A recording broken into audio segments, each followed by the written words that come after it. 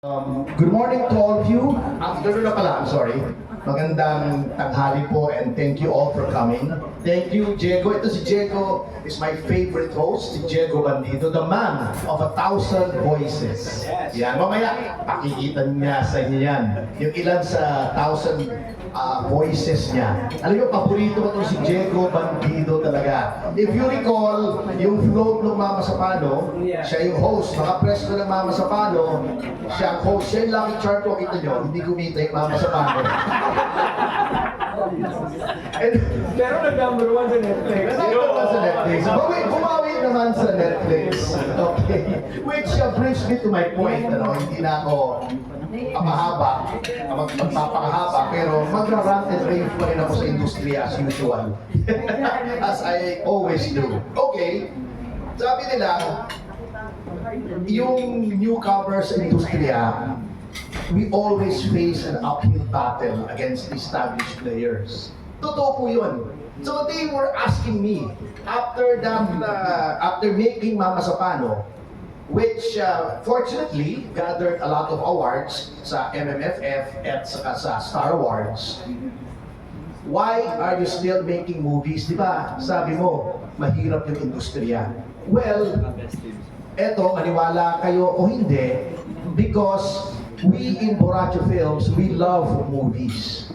Kaya ang aming motto or principle in life is parang yung MGM.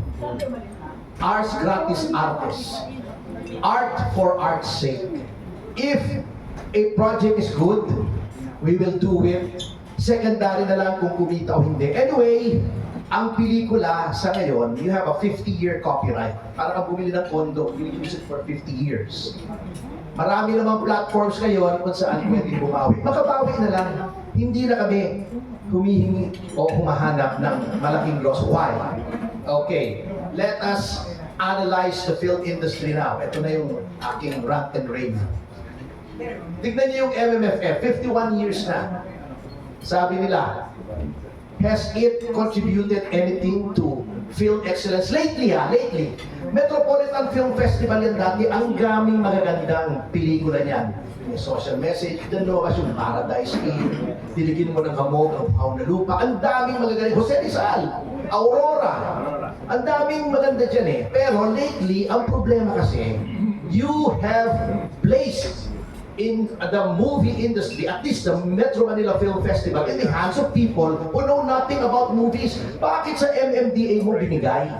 Anong alam ng MMDA? In fact, legally questionable pa nga eh, ng MMDA nagpapatakbo niya. Kasi kung titignan niyo yung charter ng MMDA, wala naman sa functions ng MMDA na magpatakbo ng film festival. Dapat i-reform yan. Lagay niyo sa Film Development Council of the Philippines yan. Lagay niyo yan dun sa National Commission for Culture and the Arts, may division yun on motion pictures. Yung nakakaalam. Kasi ang nangyayari pag MMDA, andyan yung local government, ang nangyayari, ang nagiging emphasis, gross. Bakit? Kasi may share yung local government.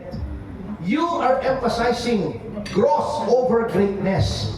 Ano nangyari? Mediocre yung mga resulta na ibang films. This is supposed to be a festival. Uulit-ulitin ko, okay naman, there are films for every taste. May mababaw na film, may malalim na film, okay lang, part of the industry. Pero pag festival, utang na loob naman, give us the best.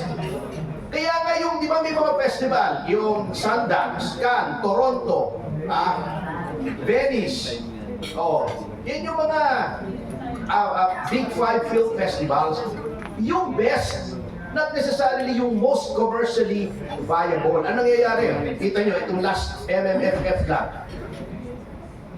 Tatlo lang naman ang napanood ko, pero I think that is sufficient to know, to make an evaluation.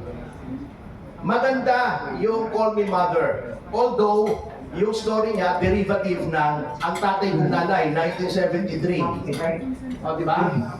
Dolphy, Nino Mula, directed by Lino Broca. O, parang yung last film ni Vice, yung And the Breadwinner is derivative ng ano, ang higit sa lahat, Rogelio de la Rosa, 1955. Ang lakas kong manood ng pelikula, and I remember them all. Okay na naman yung derivative eh. Pero, okay, maganda yung acting device, to be fair. But over Piolo Pascual sa Manila's Finest, no way! No way! No effing way! Oh. Yung Manila's Finest, inignore nila. Bago nung nagrarant ako sa social media, sabi nila, si Piolo nga mismo masaya na nanalo si Bay. Siyempre, nasa industriya siya. Ako outsider. Siyempre, hindi mo pwedeng i-criticize yun. Nasa loob ka eh. Kaming mga luko-luko na gumagawa ng pelikula, on the fringes, kami magsasabi na totoo. Kaya 51 years na ang MMFF, nasaan ang Palme d'Or mo? Nasaan ang mga trophies mo sa Big Five Film Festival? Sa minor, meron.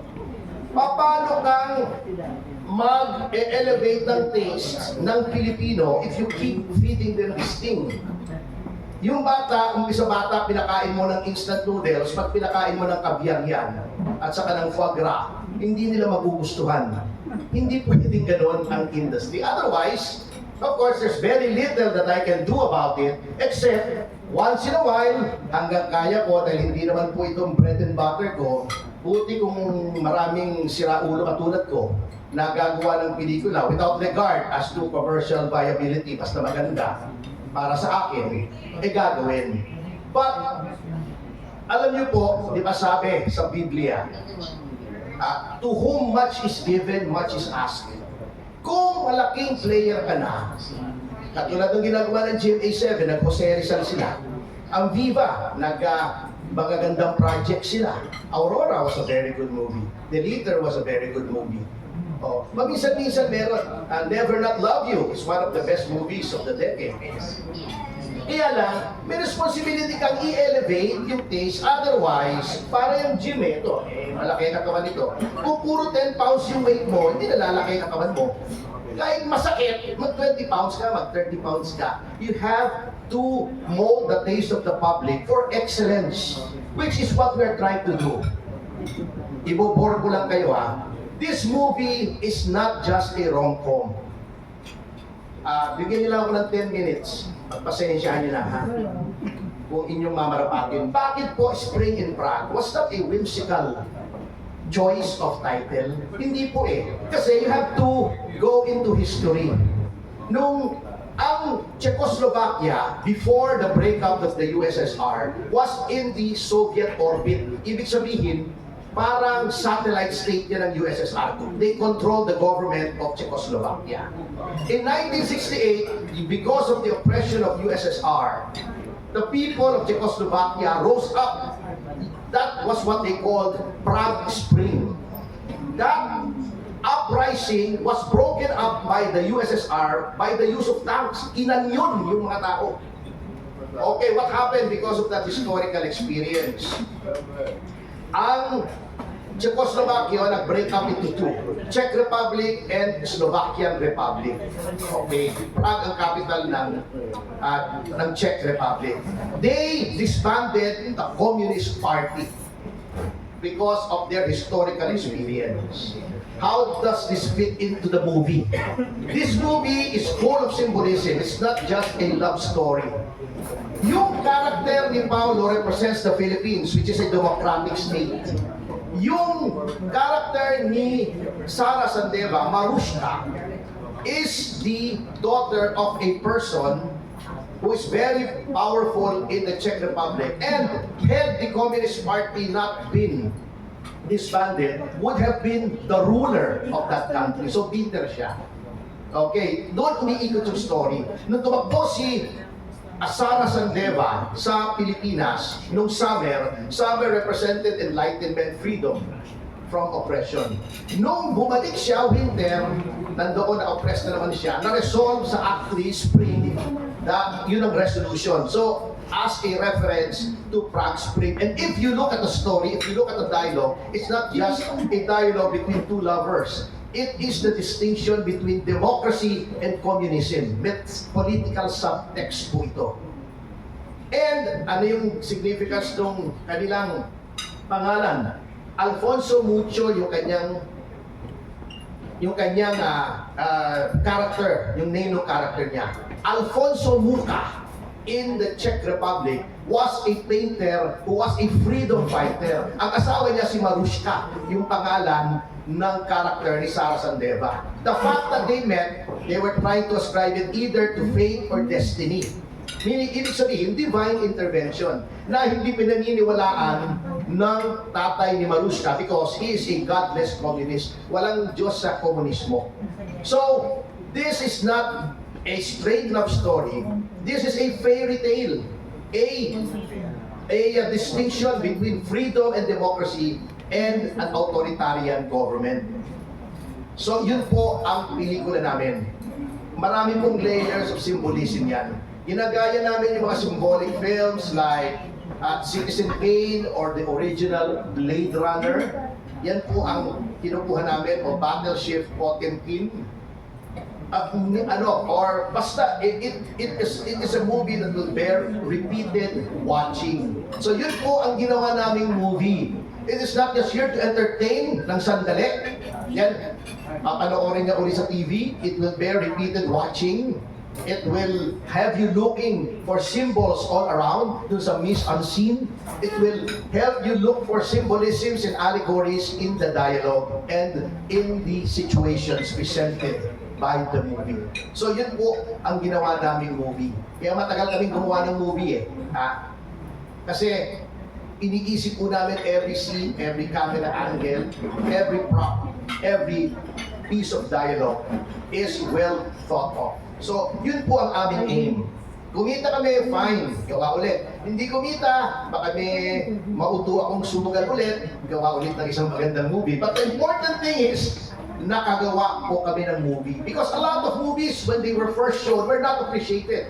Citizen Kane, lost money. Heaven Can Wait, lost money. Ang dami po na naluging pelikula, pero as time went by, na-appreciate po sila. So, yun po ang aim namin. We're a small player, but we aim to elevate. Hopefully, may ma-influensya kami na mga ibang filmmakers. Meron naman pwede na mga filmmakers na gumagawa na. Katulad yung EmQuest, okay naman.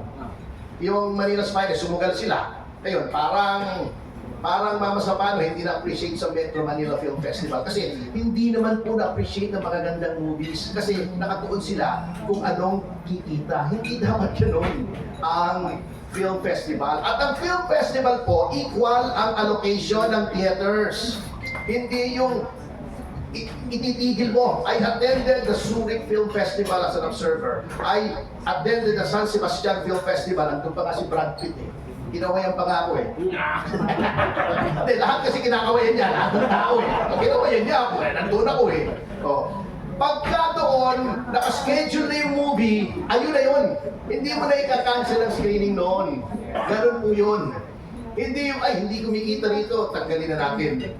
So, mali ang palakad ng Metro Manila Film Festival. And as long as this situation persists, do not look to the MMFF to give any progress to the film industry.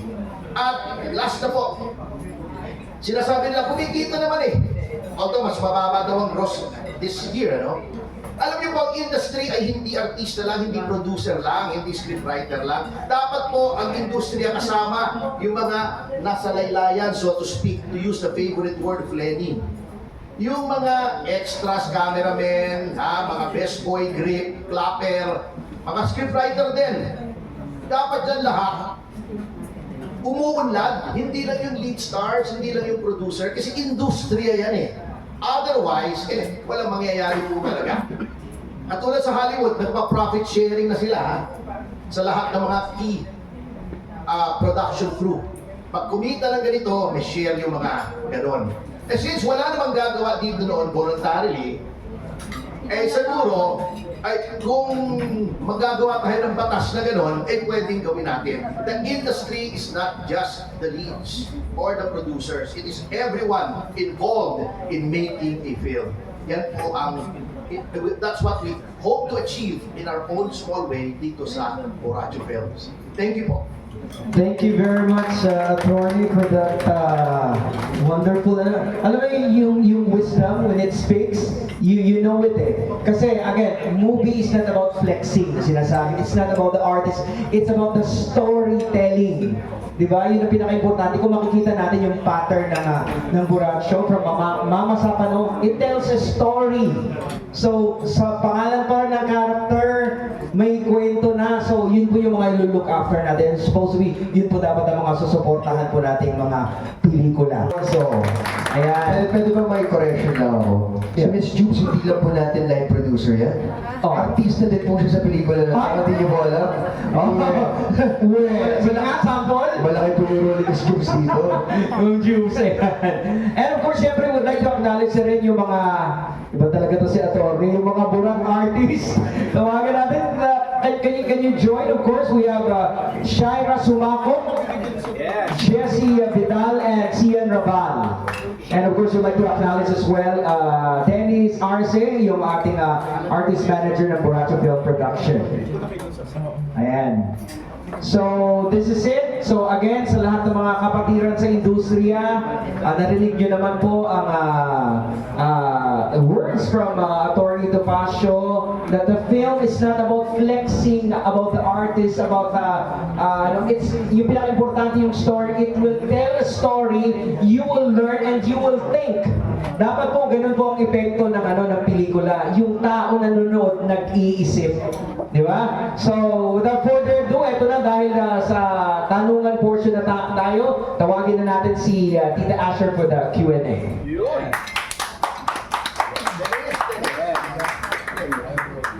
Thank you. Good afternoon, everyone. Magandang hapon sa inyo lahat. And of course, belated Happy New Year to our cast and of course, on behalf of Buracho Films. Pau, New Year's Happy New Year. Likewise. Napakaganda ng ating mga dito sa stage. Alright, let's start muna sa ating Q&A. Sino magsisimula? Can I call on one of the members or one of the directors ng MTRCB and of course, a veteran writer? We have Nestor Cuatero. Pare, hindi na. Ikaw magpupwede man. Pwede naman.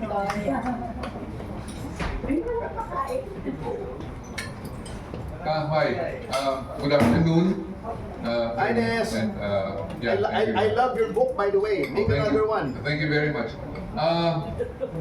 You are very hopeful sa future ng film industry natin. In the light of what happened to the MMFF especially, how do you think itong Spring in Prague can help improve the industry furthermore? The only way by which I can try, kasi hindi naman ganun kalaki influensya namin and this is just one film. We just hope it will be a catalyst for people to make better, more deeply nuanced and more layered films. Kasi talagang ang competition ay matindi from online streaming. Kita nyo magkano ang sine? 400 to 600, depende sa sinehan, di ba? Oh, magkano ang 1 month ng Netflix, Amazon Prime, di ba? Yeah. Di ba? O mabigat Mabigat ang laban. Ang dapat gawin ng film industry is to show the public that it is irreplaceable. What do I mean? Noon po nagkaroon ng TV, sabi ng mga iba, mawawala na ang radyo. That was more than 100 years ago. Yeah. May radyo pa rin. Bakit? Radio can do something that TV cannot. You can listen to it while driving. You cannot watch TV while driving. Mababangga ka unless may driver ka. Pwede kang makinig sa radyo habang nandito ka, may earpod ka, hindi mo pwede gawin sa TV because it's a visual art. Okay. Noong nagkaroon ng TV, sabi nila, mawawala na rin ang sine. Pero hindi nangyari. Why? Because iba yung cinema experience. 3 stories, malaki. Kaya ang ginawa po namin dito, magaling yung aming cinematographer, si Paolo Magsino, katukayo niya. Yung vista namin ay best appreciated sa big screen. Yun ang dapat ipakita ng film industry. Number 1, mas mataas ang quality ng viewing experience sa sinihan. Number 2, bago nyo mapanood, the film has to be of such quality na you cannot wait for it to be on a digital streaming platform. You have to watch it now. Kasi ganun kaganda. That is the only way na mag-survive ang film industry. Ngayon, if you make movies na kahit panoorin mo sa smartphone, okay lang kasi yung eksena naman niya puro medium or tight shots. Wala namang panoramic scenes. Wala ka namang makitang pagkakaiba from sa cinema or sa TV or sa smartphone. You will lose out. Dapat iba yung cinematic experience. You have to offer something. Yeah, something new that cannot be offered by other platforms. Ito po, si Paolo, bakit sabi nila, bakit ko daw paborito si Paolo Gumabaw after Mama sa Palo, kinuha ko na siya. Okay. Aside from mag-jowa po kami, ay hindi pala. Kaya ngayon, yung kakalataan natin lang yun. Kasi si Paolo po, kapag binanood niyo siya sa sine, yung kanyang mukha ay expressive, but very economically. Every small twitch ng mata, every small movement ng muscle ng mukha niya, may kahulugan. Every gesture may kahulugan. Ganyan, kaganda, kagaling ang artistry ni Paolo Gumabaw. Hindi po lahat ng artista ganon. Merong okay, merong Juan. Marami rin magaling, syempre, si Papa P. Pinanood ko sa Manila's Finest. Enrique Hill, na-surprise ako gumaling si Enrique Hill. Nung wala na sila ni Liza, bakit kaya? Si Juan, of course, magaling din. Sino yung tandem yung Shirley, si Romnick. Oo, galing na ngayon They were all good there. Kaya nagtataka ako bakit hindi best picture yun Hindi, di ba? Third. Number 3. Paano ma-encourage gagawa ka ng Manila's Finest? Ang ganda-ganda ng set design. Ang ganda, slow burn. Talagang international quality. Talagang it is what a movie should be. Walang nag-appreciate. Paano gaganahan? Ang nangyayari, least common denominator. So, yun ang dapat i-offer ng movie. An experience that cannot be duplicated at home. Parang restaurant, di ba? May pagkain ka naman sa bahay, pero iba yung experience sa restaurant, iba sa bahay. Iba naman sa nightclub, pero huwag na natin pag-usapan yun. Tanungin natin si Paolo, anong comment mo, Paolo, dun sa sinabi ni attorney na very expressive ang iyong acting, ang iyong mukha. Are you aware of that? Attorneys, salamat at salamat sa mga papuri niyo. Pero for me, am I aware of that? Siguro mas lang ako, pag nasa trabaho ako, ginagawa ko kung ano sa tingin kong tama sa character. Nilalabas ko yung emosyon na sa tingin kong tama sa character. Pero syempre, hindi naman lahat to nangyayari ng tsamba lang. Before ako dumating sa set, nagpupuyat ako magbasa ng script, nagpupuyat ako mag-note sa script ko. So, I guess I'm always aiming to be the best actor that I can be. Ayun lang yung masasabi ko. Lagi kong ini-aim na pagdating ko sa set, ready akong ibigay kung anong kailangan sa akin ng director at marami pang iba. Thank you, Paolo. Makasabat lang ako kasi hindi siya aware noon dahil he becomes the character Napansin ko yan Siya naging si Alfonso Mucho siya. Kaya yung ginagawa niya, hindi na si Paolo Gumabaw, si Alfonso Mucho na. Napansin ko kasi after Prague, R&R kami konti sa kasama mama niya sa Vienna. Mga 2 days sa Vienna, si Alfonso Mucho pa rin siya Hindi pa nawawala. Hindi pa nawawala yung karakter Napansin ko. So, ganun siya natindi. Nagiging siya yung tao. So, yung acting niya, hindi na acting Siya na yun So, si Alfonso Mucho na yung gumagawa ng mga expression na yun. Hindi na si Paolo Gumabaw yun.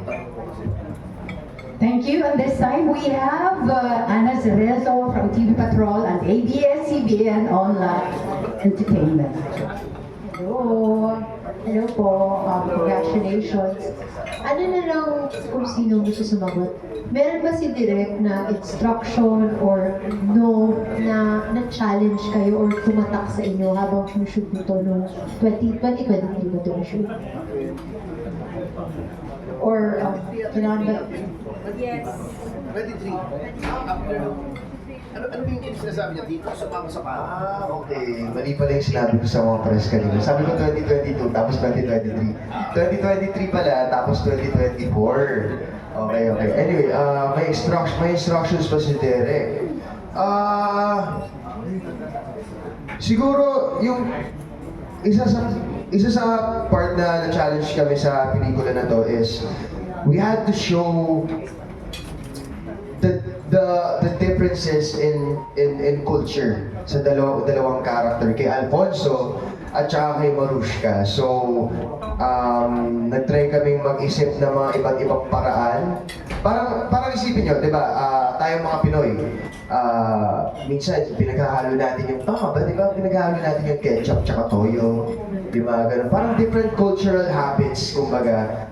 Doon kami na-challenge na maghanap ng specific characteristics ng each of the characters para ma-highlight dun sa film.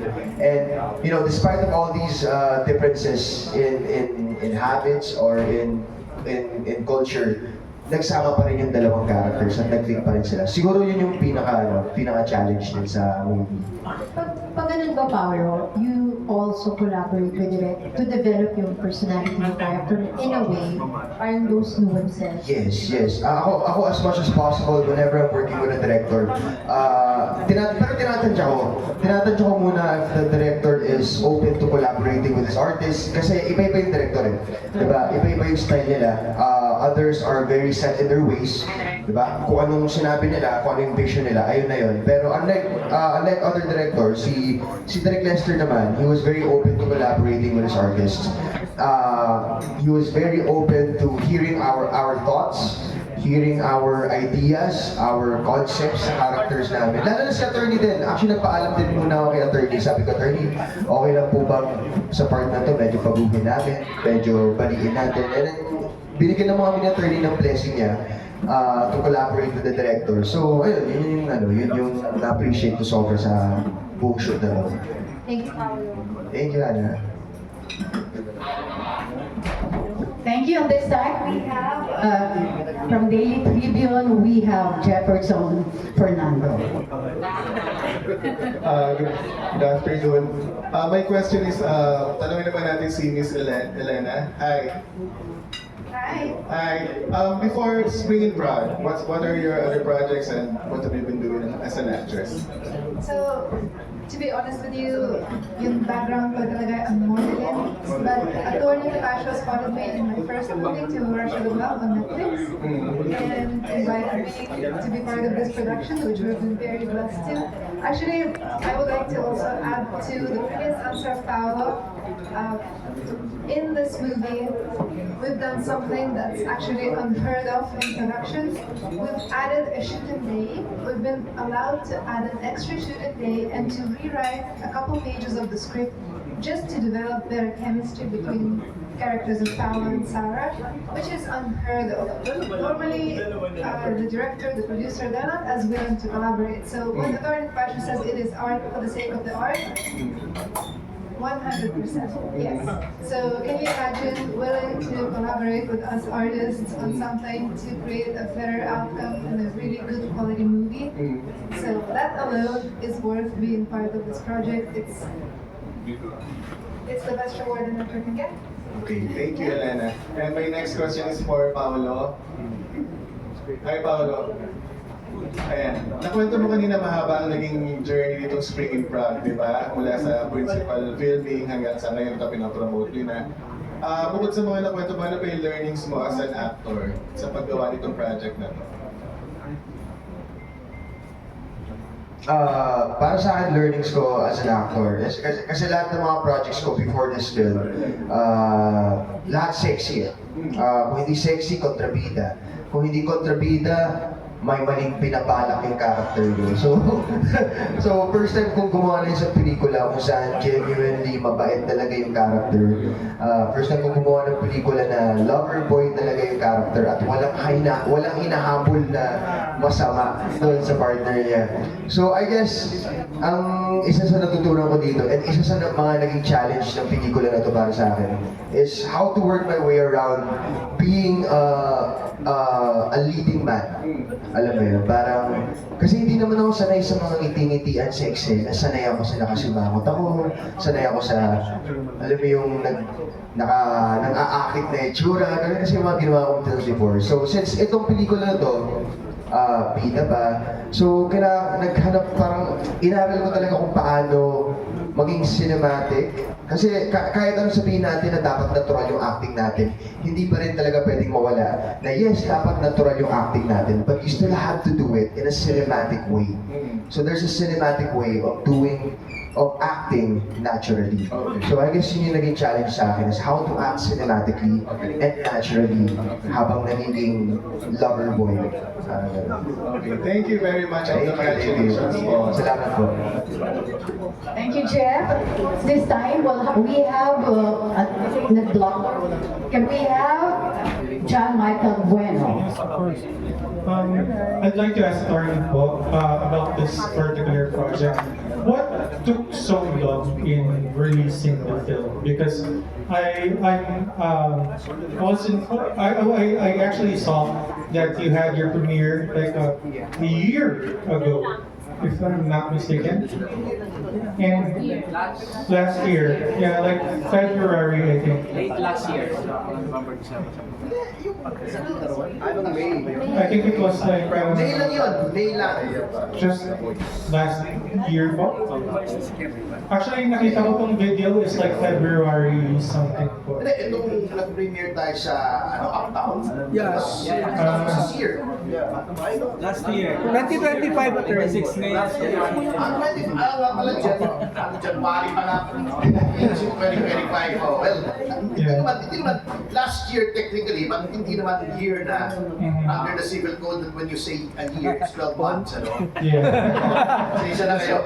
Anyway, it's like this, if I may just give you a short background on how this movie came to be. Yes.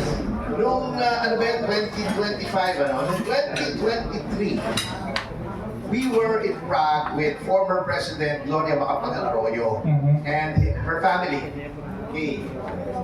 So, of course, being a former president, she was fated by the embassy staff.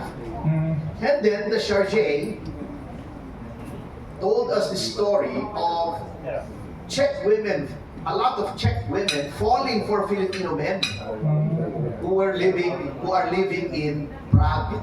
And they were wondering why that was. Kasi sabi ni Chargé, ang dami daw gusto magpakasal sa kanya na Czech bride and Filipino groom. Sabi niya, I cannot perform the ceremony because I can only do it if both are Filipinos. Yun ang power ng Chargé, ng ambassador. Pwede siya magkasal abroad, basta pareho Pilipino. So we were delving into it, and then nakabuo kami ng story habang having dinner about this, which evolved into a discussion about the history of the Czech Republic. And then, at that time, 2025, sabi namin, gawin natin in time for 2024 pala, 2024, na 50th anniversary of diplomatic relations between the Czech Republic and the Philippines. Up to the time na Czechoslovakia pa. Unfortunately, of course, matagal gumawa ng movie eh. Yes. If you just slap a movie together, magkakaroon ka ng movie, pero hindi ganun kaganda yung movie mo. So, we had to shoot in two different places. Sa Mindoro for the Philippine leg at saka sa Czech Republic. Of course, there were diplomatic and logistical difficulties. Ito, hindi naman siguro ikwento yung naging problema ni Elena. Elena is Russian. Eh, di ba merong standby Ukraine, chuchu yung mga ibang European countries. Dahil ginera ng Russia. Hindi makapunta si Elena directly sa Prague. Hindi siya mapapasukin. Parang sanction ng Czech Republic sa Russia. So we had to fly her to Paris and then she had to take the train from Paris to Czech Republic para walang border control. Actually, technically, nag-human smuggling kami. Yun ang mga difficulties, and there's the editing, and then there's working in sub-zero temperatures. Kaya ko lang nalaman, yung palang camera nyo, yan, ganyan. May working temperature. Below zero, 30 minutes lang yung baterya. Ang hirap eh. It's not that easy to shoot in Europe. Hindi naman yung Paris or whatever. Czech Republic eh. Buti na lang, the Czech Republic is very friendly to movie makers. At ang bilis. Dito yung Film Development Council di ba 2022 entry natin yung Mama sa Pano. Dapat yun may subsidy for the first time. Nakuha namin yung subsidy namin 2025. Doon, yung kanilang yung tax refund nila since nag-shoot ka sa Czech Republic, nag-shoot kami for ilang days ba? 7 ba? A week and a half. Bago ako umalis na sa akin na yung tax refund ko. Pinag-inom na namin ni Paolo sa kanila Elena dun sa mga bar doon. Sarap eh. Sarap uminom kasi lamig eh. Para uminit lang, hindi naman para malasing. Alright. So those were like... Those were the difficult. Then, kinasal pa yung editor namin. So, hindi makapag-edit ng hina. So, yun ang mga difficulties. Alright, thank you so much for that story, sir. Well, now that it will actually be shown in theaters on February, what is your hope for the film, sir? Well, we hope that people watch it, not only so we can, of course, I will be candid, we want at least to get back our capital para makagawa ulit kami. But also, to learn something from the movie. Kasi may matututuhan kayo about history, about communism, about literature. Kasi yung ending namin is a loose adaptation of O. Henry's short story, yung The Gift of the Magi. Kung alam niyo yung story na yon. Basta makikita niyo, and yun nga, yung kinikwento kay GMA, yung GMA nung Sharjay natin, na yung cultural, ang difficulty, it's difficult enough that you get married, di ba? Medyo may adjustment na yun. Ngayon, kung different cultures, mas mahirap pa pala. Kasi talagang may conflict eh. Yun lang, siguro, ewan ko kung gusto ikwento ni Pao, yung differences na cultural differences sa yung sa attitude towards filmmaking ng Pilipino at saka ng taga-Europe, di ba? Yeah, maybe Paolo can give us a short preview of what happened when you first met her and the working relationship that you had with the actress. Working with Sarah she was very professional. Hindi sila sanay sa delays kagaya natin dito sa Pilipinas. Sige, call time natin 7 a.m. Tapos sasabihin mag-start at 8 a.m. pero ending nag-start na kayo 10 a.m., 11 a.m. Hindi pwede sa kanila yun. Hindi pwede sa kanila yung delay because they are always on time. They come prepared. Halimbawa, nasa standby area si Sarah, and then you ask her to come down. Sasabihin mo, magre-rehearse na. Tapos pagdating niya doon, kunwari, hindi pa nagre-rehearse, nagsiset up pa lang, babalik siya sa kwarto niya. So, doon ko nakita, I guess, yung pinagkaiba kung paano tayo gumawa ng pelikula sa kung paano sila gumawa ng pelikula. Doon sa Prague, they would only shoot 5 max of 6 scenes a day. And they'd spend let's say, siguro mga 2 hours on each scene. Kaya pag pinapanood natin yung mga pelikula abroad, kaya ganun kapulito yung eksena, ganun kagaling yung delivery ng mga artista, is because they work on one scene for 2 to 3 hours. Kaya pulito talaga lahat. Unlike sa atin dito sa Pilipinas, one scene, we would shoot it in maximum 30 minutes to 45 minutes, tapos on the set na kayo magre-rehearsal. Doon sa kanila, 2 weeks before you start shooting, there's camera rehearsals, actor rehearsals. This actor rehearsal is kasama yung mga cam operators yun. So, habang nagre-rehearse yung mga artista, alam na ng mga cam op kung paano yung galawan sa angulo.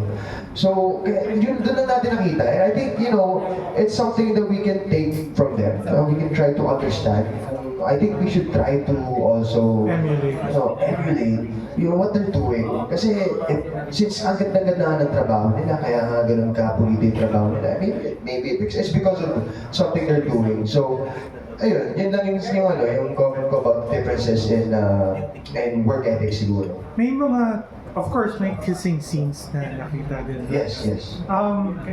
Does that go well with, of course, a foreign actress as well? Like, how did she take it that she'll have a kissing scene with you? It was walang problema. Nung sinabi ni Direk Lester na may kissing scene, for her it was nothing.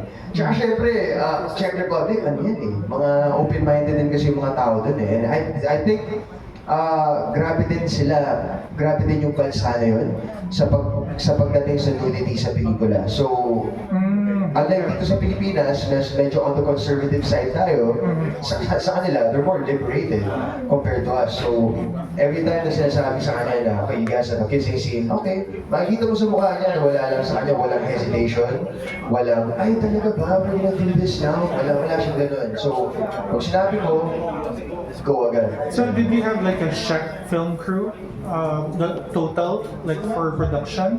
Or I think, attorney, we had a location manager, no?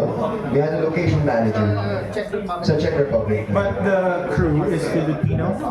Or May mga crew din na ano, pero it was like siguro mga, sabihin natin 30% Czech, tapos 70% mga Pinoy pa rin. Kasi it was a small crew. It was a really small crew. Iilan lang kami doon eh. Director, DOP, cam off. Yun lang eh, very pilila yung mga tao kasi we were trying to stay under the radar. Thank you so much. Thank you din. Ako na po. Attorney, isa lang po yung tanong. Attorney, bilang Hello. Jojo Paniligan from another blogger. attorney bilang producer, palagay nyo gagawa pa kayo ng movie abroad na ganito quality at kalaking budget considering na madami pa din local films ang hindi nakaka-ROI. At ano yung paraan nyo doon para naman kahit pa paano makabawi? Well, the only way na makabawi ka is, number one, sa ticket sales, of course, theatrical exhibition muna eh. Pero at si Atilea, Si Atilea bahala dyan sa booking. O, galingan mo daw. Pagkatapos, ang daming platforms eh, like Mama Sapano, nakuha na Netflix, then nag-renew sila. This is the second renewal na, so we're on our third year. And then, actually, may interesado na kumuha na another streaming platform. Kaya nasa Netflix, sabi ko, tapatan nyo na lang yung offer. Kayo na mag-extend. Kasi 50 years naman yan eh.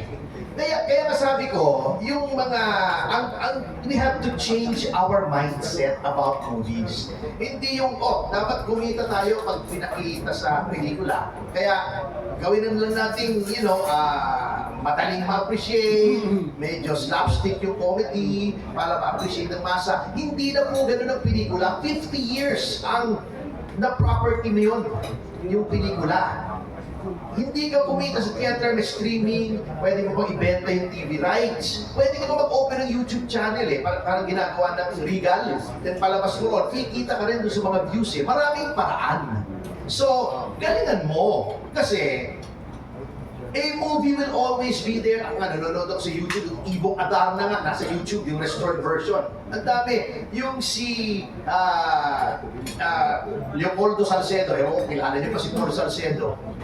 Lahat ng movies doon, may social message. Yung Lupang Pangako, yung Moises Padilla story, lahat may social message. Ang gaganda. Hanggang ngayon, panoorin mo, magugustuhan mo pa. So, a movie is forever, parang painting, di ba? Yung mga paintings ni Van Gogh, di ba? Hindi naman ang sala. Ang tagal na patay niyan. Di ba? Sina Solo, nai-enjoy pa natin. Ganun ang movie. You look at it from the point of view of the fact that it is a work of art that should be enjoyed by future generations as well. Gandahan mo, parang mahindi pag pinanood. 20, 30 years from now, ba't yung pelikula to walang kwenta? Long term ang outlook. Oo, nagkakwenta lang nung time na ginawa siya. A movie is forever. Do it like it's going to last forever because it will. Follow up po, attorney. Naniniwala ba kayo na hindi na, sabi niyo na nga, gandahan yun, no? Pero dito sa Pilipinas, star system pa din ba ang nananaig? Ultimately. Hindi naman mawawala. Kasi that's what draws the people in. Eh kami naman, hindi kami nagtitipend. Kasi small outfit kami, ano ba namang access namin sa stars. But meron namang tao, hindi ganun kasikat na tao, pero magaling din naman kumarte. Because ultimately, yung pag unang labas ng pelikula, the stars will draw the people in. But after 10, 20 years, wala ng stars, laos na yung star, yung acting na lang ang natitira. And the film is the story and the acting. Yun lang ang pelikula, hindi yung star. Yung si Paul Salcedo, star siya naman. Natatandaan niyo ba si Paul Salcedo? Si Rogelio de la Rosa, si Rick Rodrigo, natatandaan niyo ba yung mga taong yan? Wala lang sa akin yung nakakakilala niyan eh. Oh, pero yung pelikula nila, panoorin mo ngayon, magagandahan ka, I guarantee you. Ganda. Salamat po. Attorney, paliwanag po po sa amin, anong klaseng deal ang napapasok ng mga producer natin sa Netflix? They will buy the rights, exclusive rights to stream your film for 1 year, 2 years, bahala kayo kung anong gusto niyo deal for X amount of money. Ganun lang kasimple, streaming rights. Okay. And during that time, exclusive, di mo pwedeng ipalabas kahit sa sarili mong YouTube channel, except to promote it, di mo pwedeng ibenta sa mga istasyon ng television, di mo rin pwedeng ipalabas sa sine unless non-revenue. So, ganun lang yun. Yung costing mo more or less, anong range? Ha? Yung halaga? Eh, depende sa negotiation nyo. Suffice it to state na nakabawi na kami and then some for Mama Zapano. It was not instant kasi ang box office lang naman namin ng MMFFA a little over, not even 6 million. Wala namang problema sa amin yon kasi noon nga sabi ng mga partners ko, enter ko kasi nagandahan sila. Sabi ko, sirs, mga bossing, wag nating isama sa MMFF yan. Sabi nila, bakit? Eh, feel bad movie yan kailangan sa MMFF, feel good eh, di ba? Diba? Or natakot sila kasi pag natakot ka afterwards, you feel relieved eh. Yung adrenaline parang sumakay ka sa roller coaster. But this film, paglabas mo sa sisinihan, gusto mo manapak ng tao kasi galit ka eh. Sabi ko, hindi uubra, walang manonood. Sabi nila, sige na, isali mo na. Eh, sinali ko.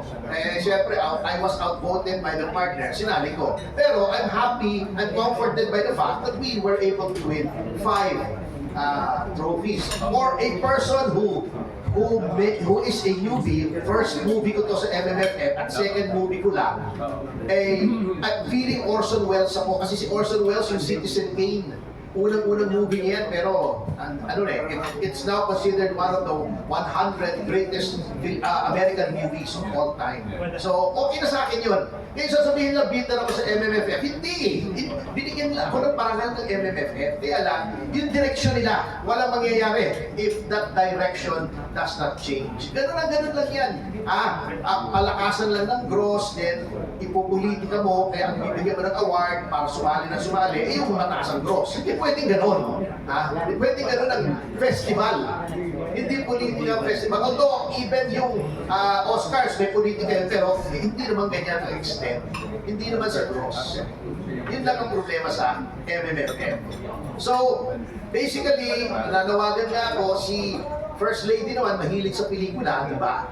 Unang-una, huwag nilang ilimit. Ano sinasabi ko? Kita niyo, sino nakapanood ng Manila's Finest?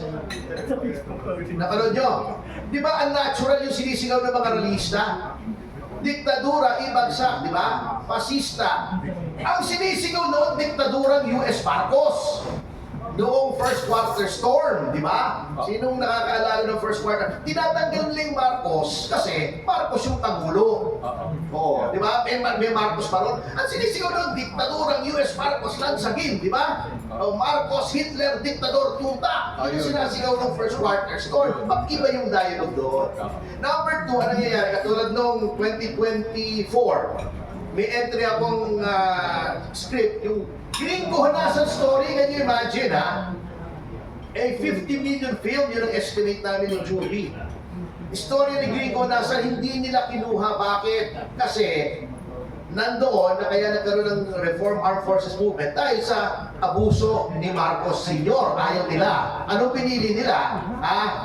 Yung Taiwan Killer Hospital kasi nandoon si Alex Samiro na jowa ni Sandro Marcos. Diba? Pero yun ang sinasabi kong politika dyan eh. May mga bonus. Okay, this time we have another vlogger, popular vlogger, and from Philippine Star, Dalian Carbal. Excuse me, Dalian, I'd like to acknowledge pala the presence of one of our colleagues here, si Mr. Tyrone Escalante of Team. Yan.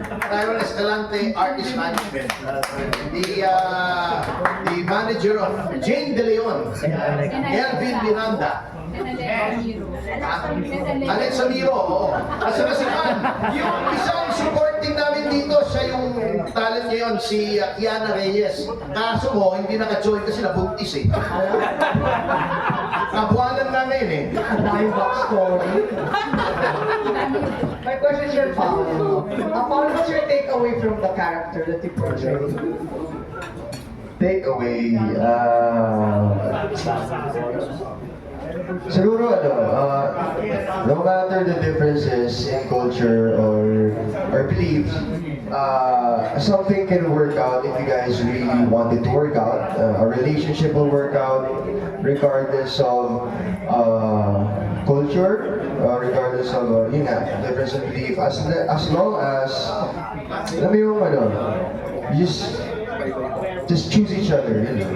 So, Close to home kasi your girlfriend is also half Australian. yes, ako siya. Pero ano siya, homegrown dito. Sa Laguna lumaki. Thank you. Thank you, thank you. Last card si Johnny.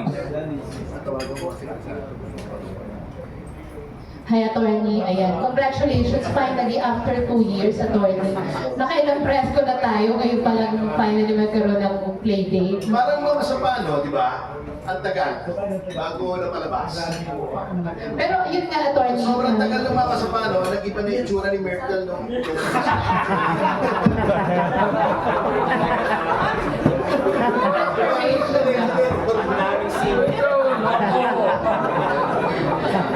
Pero attorney, yung question ko, kasi you're very open about your advocacy, about being member of or a leader of BPCRD, tama po ba, attorney, di ba? So yung vocal kayo dun sa mga opinions nyo regarding sa corruption, sa problema sa government. So as a producer po ba, hindi nagkakaroon ng conflict? Kasi kanina parang you're giving us an idea na napupolitika kayo. Hindi, napupolitika yung MMFF. Yun ang ayoko. Politikahin nila ako all they want. Politiko ako eh. I belong to a political party. It is it's a common knowledge. I'm the deputy spokesman of PDP. Politikahin nila yung politika. Huwag nilang politikahin yung sining. Yun ang mabigat. Yun ang ayoko. Politics, hindi politics. Banata nila ako ng banata. Pero yung sining, huwag nilang ipupolitika. Hindi lang naman ako eh. O, di ba yung M-Quest, no? Yun ang nag-produce ng kwan, di ba? No? Manila's Finest. No? Pinulitika rin nila. Kasi, alam nyo, yung Manila's Finest, ang magaling doon, multi-layered din yun eh. Symbolism yun ng creeping corruption that happened when martial law was declared. Di ba nag-umpisa yung 1969 hanggang 1970s. Maayos yung police na nagkaroon ng PC, naging PCINP. Panahon ni Marcos yun eh, senior eh. Nasira yung institutions. Yun ang sinasabi ng Manila's Finest eh. Yun ang message ng Manila's Finest. Ang ganda ng movie bago anong ginawa nila, wala. Ignore lang nila. Paano magaganahan yung mga producers, di ba? And kanina kasi, attorney, I don't know kung alam mo naka-live tayo, attorney, no? Alam niyo naka-live tayo? Okay lang. Kasi kanina parang may nasabi kayo about PBBM. Hindi ka ba natatakot na baka maapektuhan itong movie mo na mag-showing pa lang? Eh, wala tayong magagawa eh. Di ba? Ang nangyayari na nga ngayon eh, along political lines na eh. Kung supportive ni Marcos, sasabihin nyo, oh, boycott nyo yan. noon, yung mga masama doon, di ba, pinaboboycott ng mga dilawan kasi hindi daw maganda yung portrayal kay Noynoy Aquino. Eh, wala tayong magagawa, galing sa BOI yun eh. In the same manner na nakikita ko naman yung ginagawa sa MMFF, di ba? So, and of course, ganun talaga eh. Alam niyo, even sa Hollywood, di ba, nag-i-indulge naman sa politics yung mga artista, di ba? They take sides. Nag-i-endorse sila nga ng kanya-kanyang mga presidential candidates nila. If you are mature enough to divorce my political beliefs from my artistic output, okay. If not, eh, wala tayong magagawa. It is what it is. So, willing ka pa, Tony, parang kasi dati ang dami mong planong gawing movies. Willing ka pa ba na gumawa ng movies despite the situation? Na sabi mo nga parang, di ba, yung artistic aspect ng movie mo na sa sacrifice? Hindi, I never sacrifice the artistic aspect of my movies. Hindi ako nagko-compromise. Alam niyo ng mga artista ko, alam niyo ng mga kasosyo ko, hindi ako nag-adjust for political exigency. Never. I will never do that. Ang sinasabi kong, yung artistic problems, yung kasi nga, dinadumb down yung taste ng Pilipino. Yung sinabi ko kanina, if you raise a person on instant noodles, hindi masarap para sa kanya ang caviar at saka ang foie gras. Pagka gin bulag ang pinag-iinom niyan, bigyan mo yan ng Dom Perignon, iluluwa niyan. Hindi masarap para sa kanila. Yun ang nangyayari. Huwag nating payagang matuloy yun. Alam niyo, just a few days ago, I have a collection of, I have a DVD collection. I have thousands of DVDs. Meron akong 2015 movie na pinanood, Assassination, na early Korean movie. Napakaganda. Paano tayo gagawa ng ganung movie kung hindi pa nonoorin yung ganung movie? Yun ang mabigat eh. It's about yung, it's a period piece about the Korean struggle for independence nung nasakop sila ng mga Japanese. So, maganda, commercially viable, ang ganda ng action scenes. Kaya lang, malaki yung puhunan, how can you do that same movie here kung walang manonood? So mangyayari, plateau na tayo sa ganun ang ganun. Di ba, ang MMFF ganun ang ganun. May comedy, bago sorry dun sa mga nasa shake, rattle, and roll artista, merong trilogy na horror, merong tungkol sa mag-asawa, napo-fossilize na yung genre natin ng ganun ang ganun. Hindi na tayo lumalabas sa comfort zone natin. Pag ganun ang ginawa mo, wala ka ng progress. Parang isang tao na ayaw nang lumabas doon sa syudad niya kasi natatakot siyang lumuwas sa Maynila. Hanggang doon ka na lang. Kamote tayo lahat. And bukod ka din, attorney, dun sa opinion sa MMDA, hindi ka pa na-offer na maging isa sa mga jurors para ma-implement mo yung gusto mong changes? Hindi, sila naman eh. Siyempre, paano nila ako offer eh, binabadmouth ko sila. Natural lang naman yun ito. Pagka binipulaan kita, iimbitahin ko ba ako sa bahay ko? Siyempre, hindi. Pero kung sakali, open ka naman. Kung i-invite nila ako, I will do my share. Kaya lang talagang politics din eh, di ba? Katulad ng Mama Sapalo, di ba si Noel Ferrer nag-resign pa? Dahil ayaw niyang ipasok yung Mama Sapalo, eh, pumasok din. Ngayon, siya yung spokesman. Spokesman ka, MMDA, yung Metro Manila Film Festival, pero ikaw mismo, sinasabotahin mo yung mga good movies. Paano gaganda ng MMFF, di ba? Kaya natanda ko rin, attorney, before sabi mo, parang hindi ka masyadong in favor sa mga movies ni Vice Ganda. But this time, pinanood mo siya. And Pinapanood ko naman eh, kasi as many as possible, suporta. Hindi, to be fair, maganda ang acting. This may be the best Vice Ganda movie so far. The acting is good. Kaya lang, better yung Manila's Finest, better yung acting ni Piolo. Kung sila naglaban, no way na manalo si Vice Ganda kay Piolo sa Manila's Finest. Yun lang ang akin. Kalaban sila, attorney, pareho silang nominee for Best Actor. Kaya nga, paano nanalo si Vice Ganda over Piolo sa Manila's Finest? No way! No way in hell! Really? Napanood niyo ba? Okay, magsabi.